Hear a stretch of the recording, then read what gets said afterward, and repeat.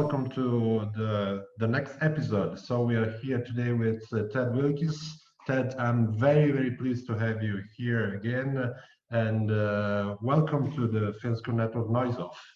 Brilliant. No, thank you very much for having me, Emiliano. I'm very excited to be here. Okay, let me present to our audience Ted.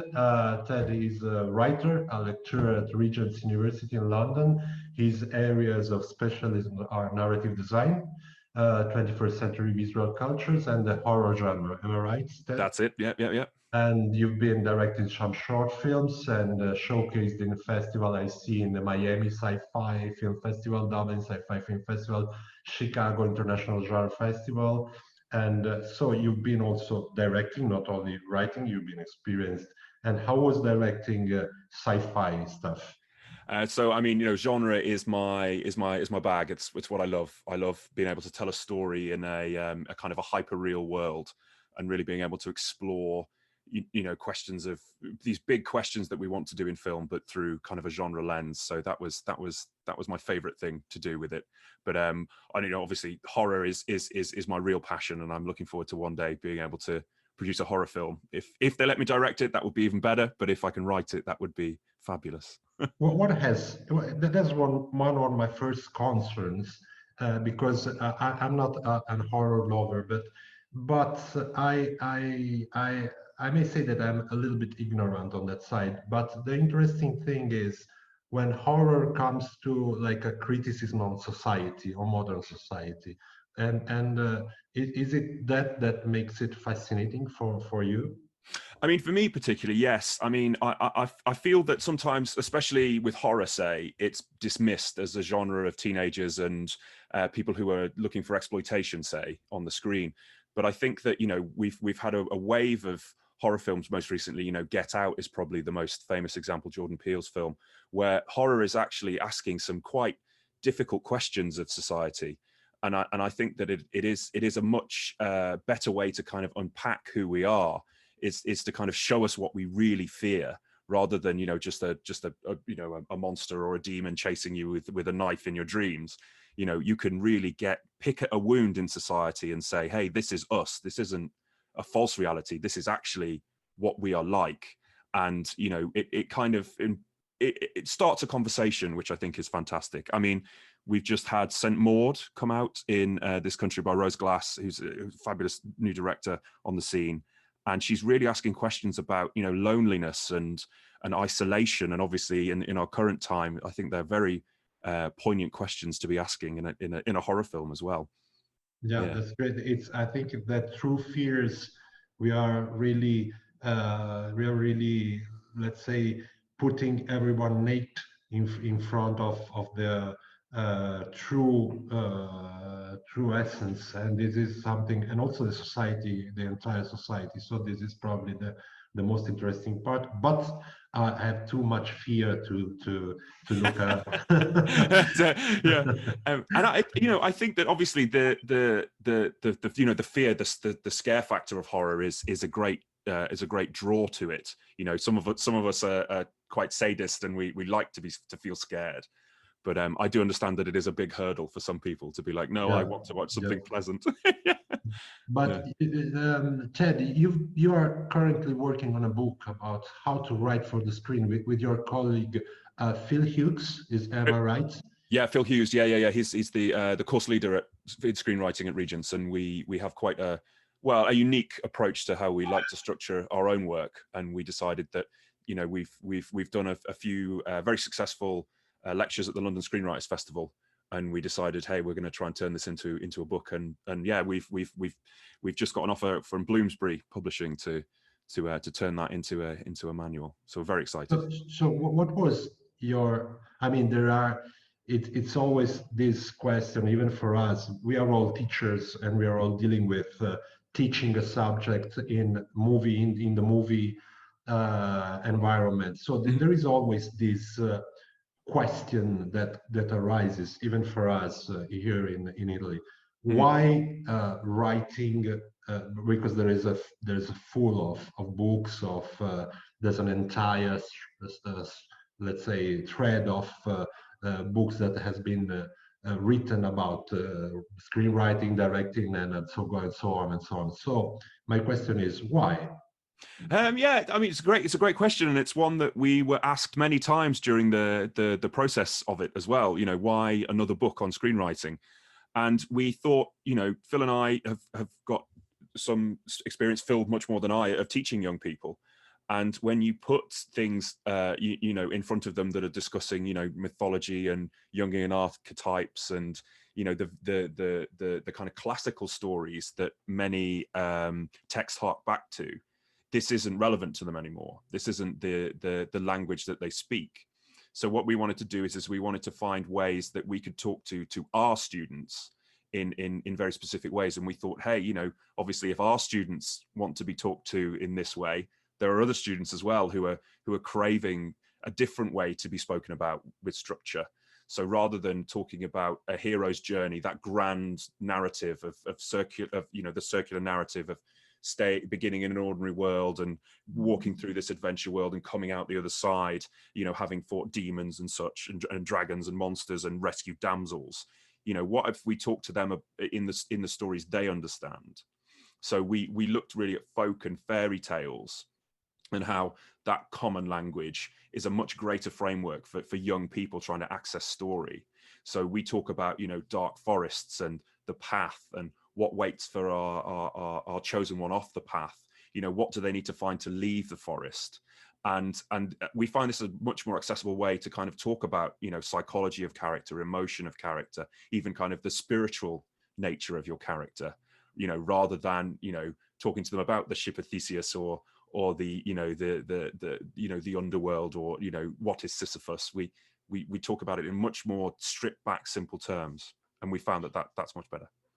I like that, and I have to say that there was something, because I've been studying screenwriting and also teaching for a certain period screenwriting, and there was always something that obsessed me on being an Italian, so coming from my heritage and my background, and having to deal with those manuals with full of techniques and precise step to reach a certain. So it really surprised me, and I was obsessed by the idea that screenwriting is not mathematic. So it's always not about mathematics, but it's always about building good characters, Yeah. and having a good interrelation. And so what you just said, it seems to me that goes more into that part, that not saying it has to happen this and that at that minute. I don't like that idea. I mean, I'm so happy to hear you say it, because that was one of the big things we wanted to challenge. We wanted to challenge this idea that there is only one story, there is only one hero. We hypothesized that, you know, you begin, like you say, with the character, and what is the thing that is going to challenge them the most, and that's how you bring them into this dark forest. You bring them into this world of conflict and problems for them, and then, because by that very nature of how they have responded to that invitation, then there is a very specific way that they can get out of this problem, or they can get out of this dilemma, and that gives you a real framework to work within.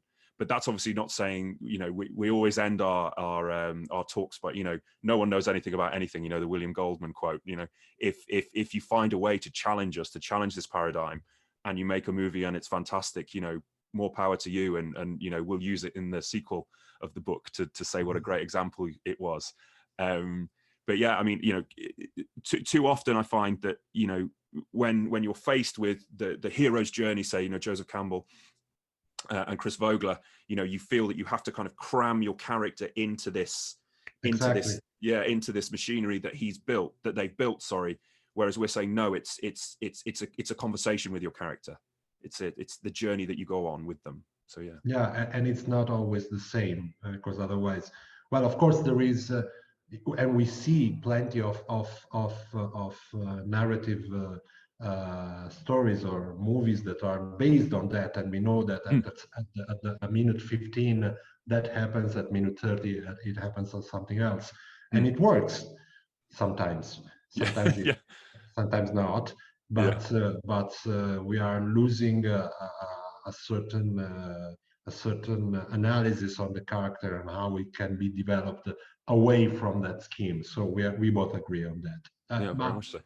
My question is also, well, that your expertise comes from the idea of what does it mean to write a text for film narration, but how do you build then, let's say, an academic track that has these as a teaching goal? In other words, how to create a path for students that has a screenwriting as a main goal? I mean, so I mean, it's a really great question, and I hope one day to be able to have the definitive answer. But you know, I've got two ideas on how I approach it, and one is, you know, when I was a young person, what would I want to know? You know, what would I want to know about this world that I was stepping into? Because, you know, I've always wanted to write. I've always wanted to be a writer, I think. And it's kind of like, what at that time in my life, as a, you know, an 18 to 21-year-old, what are the things that I was taught which were very good, but also what are the things that were missing, or what I think were missing from my education? So that's how I approach some of the work that I do. But also as well, on the other side of it, you know, I used to be a sportsman. I you know, not so much anymore because I'm getting old and slow. But but you know, when you train for competition, you train, you know, you train for the fundamentals, you train for the skills that you're going to then replicate in the big game. And you know, I kind of look at what are the fundamentals of writing, and how do I give students exercises to practice these things, and to, you know, repeat them in ways that are kind of delivering on the same set of skills, but are novel enough and unique enough to still keep them interested and excited in them. So, you know, I mean, writing dialogue is a key skill, and you know, we can get many different ways in how to write dialogue. So, you know, one of the great examples I use is for subtext, and I say you have to have a scene, and there's some people and they're playing a board game. So, but they have to be talking about the board game, but it's not really about the board game. You know, it's about the family are breaking up, or, you know, the dad's trying to explain, you know, actually we owe a lot of money to the mob, or whatever it is, you know, and I you know, and then we can go another way with it, and then we can keep going. And then the rabbit out the hat is that, hey, we're learning about subtext. Maybe you need to put this into your own work. So Yeah, that's a challenge, of course, always, because then I may say that you have to build your teaching method, and it changes from year to year because students are always different and they change and their experience change. So that's very important, and it has to change. But do you think that some genres are more useful than others for teaching screenwriting, for example? that's a great question. And you know, I think that, because I mean, it comes on to another point potentially as well, is that you're talking about, you know, each cohort is different, and Yeah, each student wants a very different thing from you. yeah, And you know, if you have a group of 15 students and they're all writing very different genres, it can be quite difficult to kind of find ways to kind of fulfill all of their desires. But you know, the fundamentals will stay the same in you know, a heist movie, to a sci-fi, to a thriller. You know, you still have to write emotional exchanges between characters. You still have to write you know, big action sequences or tentpole moments, but obviously tonally they'll be very different. So it's kind of shaping that discussion in ways that help everyone in the room. But I just wanted to bring, so, I don't know if I can throw questions back to you. Yeah. But you're talking about kind of changing year on year, and that's something that I find very interesting. And I wondered how you approached managing to shape the curriculum year on year differently. well, that's a very hard thing to do. I think it's the most challenging point for every teacher. Well, we manage like 60 teachers now, and Wow. I see that from year to year they have to, and probably that's the most interesting part of teaching.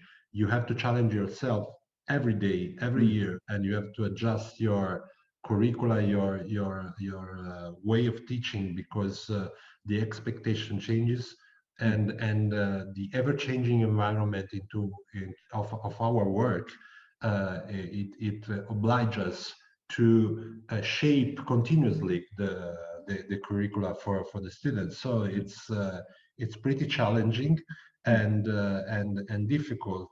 But as you said, the fundamental stays there.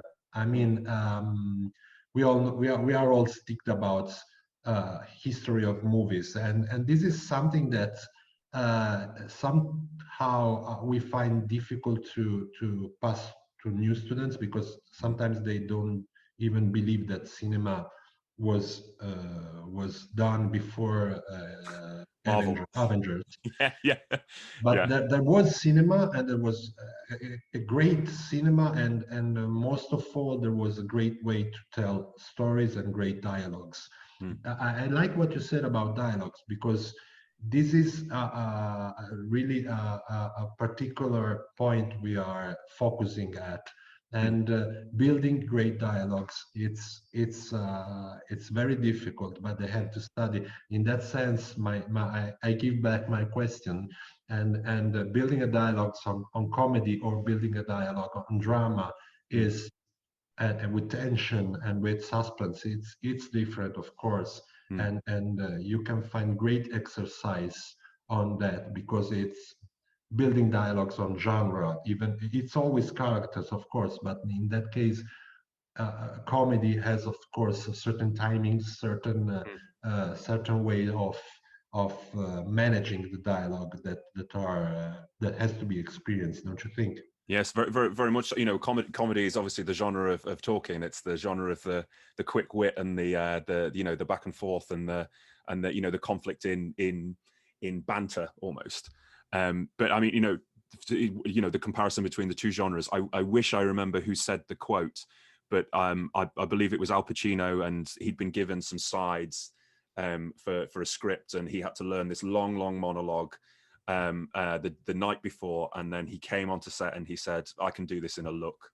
And the writer was incensed. He was like, "No, there's no way you can do 3 pages of dialogue in just one look." And then they ran the camera, and then Al Pacino just did his thing, and the writer was apparently incensed. He was like, "Oh, he's done it, like, how dare he?" So I think it's teaching obviously the fundamentals of writing dialogue, but at the same time it's getting students to understand, this is a visual medium, and and stripping away their desire to overwrite the dialogue, and to find much more visual ways to tell stories. And although we obviously have a proud history of cinema in this country, if you look back to European filmmakers, French, Italian, and then if we look at the modern emergence of kind of Scandi drama, these are cinematic movements that are much less reliant on the dialogue. And I think that showing this breadth of European cinema, getting away from the Avenger induced coma of cinema at the moment, then we can find much better ways to tell stories in this medium. Yeah, I believe so. Not to say, sorry, that I don't love superhero films. Like, I will watch anything that Marvel can. Yeah, but I don't want to knock Marvel. Yeah, me too. But the point is that there are other ways, and we can expand. This is an art that has been going on only for 120 years, and so we are just at the beginning, probably. Yes. But I remember you did a lecture in our first Film School network. I remember it was very engaging. Thank you very much. But I'd had many lovely portions of gnocchi and some red wine, so I don't quite know what I said, but I had a fabulous time. Yeah, my question is about your course. I know it's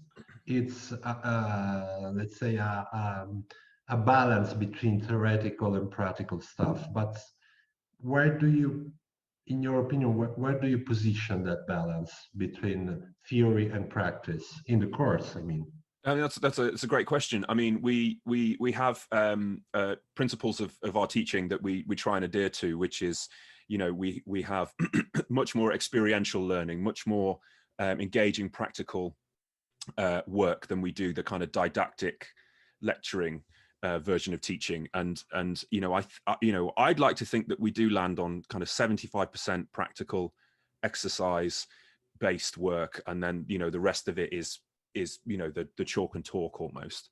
But yeah, I mean, often though, I find that sometimes the students do like to have that didactic experience, of teaching, where you can't, you know, you show them the thing that you're very passionate about, you show them the clip, you show them the screenplay, and then you talk to them about it, you talk about breaking it down and analyzing it, and then obviously, you know, then right, let's go away and replicate it. That's the exciting bit for me. That's where, you know, hey, you know, do something like this in your own work and see if it works. You know, I'm always a big fan of showing you know, fight sequences, you know, a Jackie Chan fight sequence, or, you know, something from Daredevil, or, you know, a big set piece like a Buster Keaton set piece almost.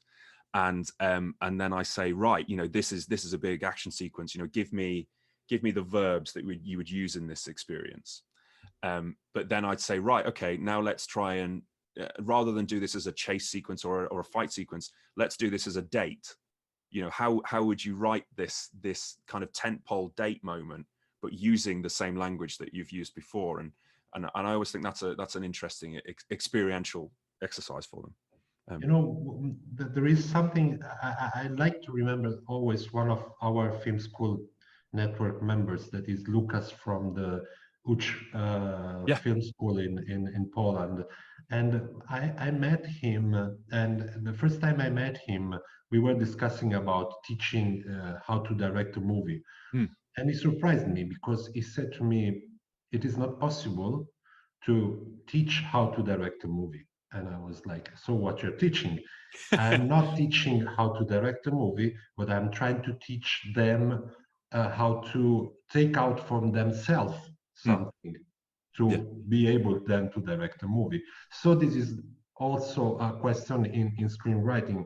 They want to have that exercises because they want to have students always want to have rules to follow, but somehow our role probably is also in taking out from themselves something that is inside themselves. So a lot of sort of delivery process. What do you think? No, I very much agree. And, you know, it's the pinnacle of our course, which is to help the young person to find their voice, to find what it is, what it is they want to tell stories about, what it is they want to write about. And, you know, that all of that particular skill in screenwriting comes from many things, but, you know, it's understanding theme, it's understanding your lived experience, it's understanding the human condition, you know, if we want to get quite philosophical about it. And, you know, there's no way you can teach these things. You know, I can help a young person kind of steer them in the direction that I think they might want to be in, but it might be that, no, actually I've got that completely wrong.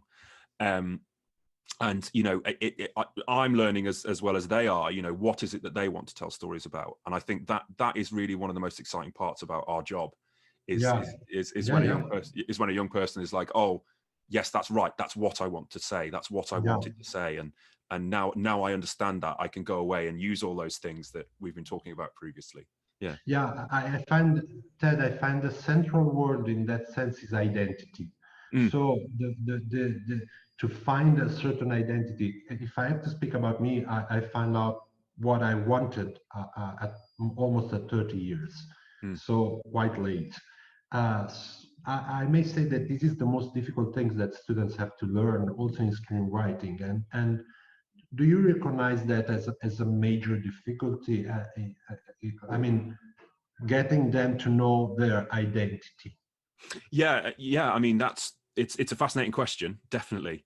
And you know, when you're in your late teens, early 20s, you know, you're kind of forming that, and it's quite a volatile time for you in forming your identity. And I think that's both exciting and terrifying for most people. But you know, it comes back to, you know, what did I want to know at that time, and what is going to help me. And I think that one of the things is that you know, hey, I want to get a job after university. You know, I want to explore my creative drive and ambitions, but I've also got to understand, you know, it's a dirty word, but you know, this is an industry, and I've although I'm going to work out what I want to tell stories about, I've also got to work out how am I going to pay the mortgage. So, you know, what are the core skills, excuse me, that are going to help me do that. You know, so how do I get a foot in the door as a script reader? How do I get a foot in the door as a you know, a script supervisor? How do I become a runner? How do I get my script in front of a producer who's going to make it? And I think that those are all the key skills that I can teach, which when you leave here will allow you that space and room to expand upon the good work we've done on, you know, finding your voice, finding your identity at university, and keep the lights on. So that's, yeah. Yeah, that brought me another thought. I mean, you said that they're in their 20s basically, and so it's hard to find an identity at a 20-year-old, and probably you have to make mistakes first, Yeah. and as we said in Italy, and simply bump your head on the wall and Yeah. a couple of times or maybe more to understand what is that where's your voice and what is your identity. But that brings me to another question: the responsibility of being a teacher, because then my responsibility, your and our responsibility as teachers are, we have to form a shape or give a certain path to people that maybe will drive the idea of their identity. Isn't it scaring? Yeah, it's terrifying. Yeah. But it, you know, it's obviously great to come into a young person's life at this time, and to be able to help them and you know, mentor them, hopefully, and give them a positive experience of this world that they're exploring, definitely. But yeah, I like to think, I mean, I've spoken about this at the Film School Network before. You know, I like to, although it seems counterproductive, I like to limit creativity to begin with, because I think that the unbounded energy that's within us all, but particularly within young people, can get lost, and they can go off in these directions that potentially are counterproductive or are not wrong, but aren't conducive to further them in discovering what they want to tell stories about. And obviously let them do that and exhaust themselves and have a great time out there. But when they come back, they realize, oh, okay, this is actually a space where I can experiment and be safe and be happy and have a purpose and a direct line of inquiry within a task. Yeah. I have one great question now. It's it's about what we all been living now. My opinion is that for the first time we've been living in an environment that we all shared. For the first time, it's horrible, but on the other side, we all been experiencing the same environment exactly at the same time, in the same exact ways. So we all had to cope with the pandemic and with being closed in our homes. So on one side, my question is, do you think this will affect somehow the future stories? Somehow. I mean, this idea of general memory that we all shared, first. And second, my question to you is, how do you cope with the pandemic? I mean, in teaching, what was your experience? I thought you were about to say, how did you cope with the pandemic, ? Because I'd be like, oh, not very well. But yeah, great question. So, I mean, the first for me, with, you know, how is it going to shape stories? And I think that it's been shown that, you know, if you create a film about the pandemic, it can do very well. You know, Host by Rob Savage, which is a horror film, and it's very clever. He saw the limitations within the medium, and he said, I'm going to make a feature film on Zoom. And, you know, it's 48 minutes long. It's the time that a Zoom call lasts. And it's, you know, it's everyone is remotely kind of producing the film as they go along, and he's directing over Zoom, and it's fabulous because it's kind of that guerrilla punk response to the pandemic, and like, hey, it's a nod and a wink, it's a very meta reflection in a horror film. But then obviously the big studios have tried this to produce a pandemic response, and we've rejected it because we don't want those polished stories. We don't want the airbrushed version of the pandemic. It was terrible for everyone, and we want to see the horror version of it. We want to see other people suffer in this situation. I think that the main thing it's going to potentially change is distribution. I think the way we watch films the way we watch films was always going to change, with Netflix and Amazon. But I think that it has accelerated that change. We see HBO Max and Disney Plus came out in this country just before the pandemic, but obviously that has taken off exponentially. And now we've seen the premiere releases of their big titles like Mulan and Soul explicitly for Disney Plus. I don't think the cinema is going to die. I think that people have been saying that the cinema is going to die for 50 years, but it's still alive, and thank goodness, because I'm very much looking forward to going back. The second question was about teaching. How have we coped with teaching? Yeah. Very early on at our institution, we had a very proactive response, and our management said straight away, we will be going online, and it is a safety thing. We'll be going online. There will be no in-person teaching. And at the time, obviously, that seemed like a kind of a very knee-jerk response, and we were a bit like, oh, that seems very strange. But looking back on it now, it was exactly the right decision, because it allowed us to shape our teaching in a way that was conducive both for us, but also for the students. But yeah, we're already talking about what does teaching look like in September, and this kind of blended approach where we're using much more digital resources is now on the table, and I think that's exciting.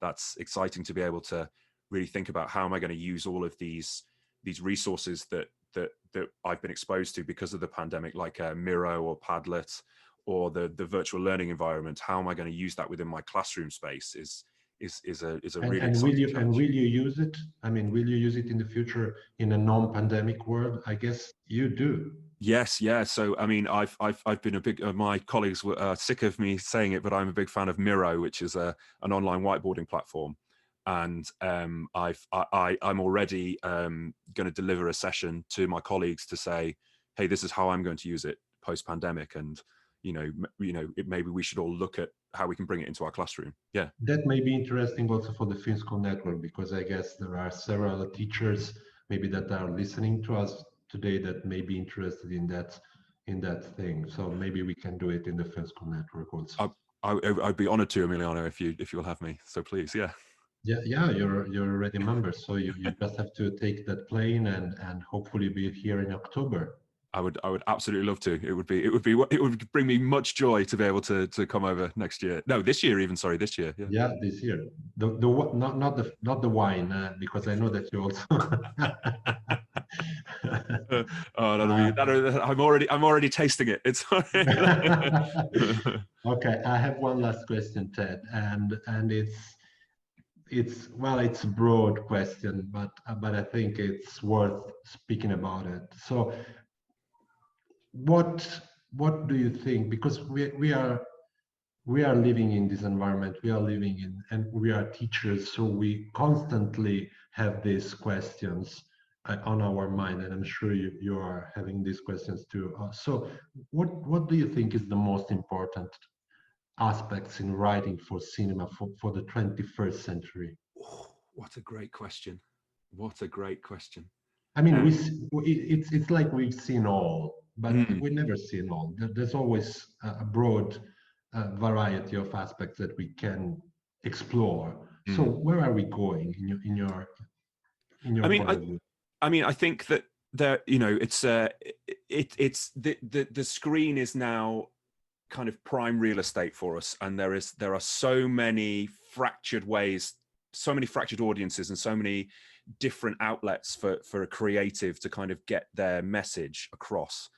And, you know, one could argue that that's a negative thing because it means that there isn't as many people watching your content.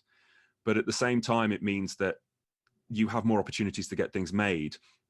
And I think the future is a much more personalized way of speaking to your audience, and a much more kind of intimate connection with your audience, or the audience that you think this appeals to.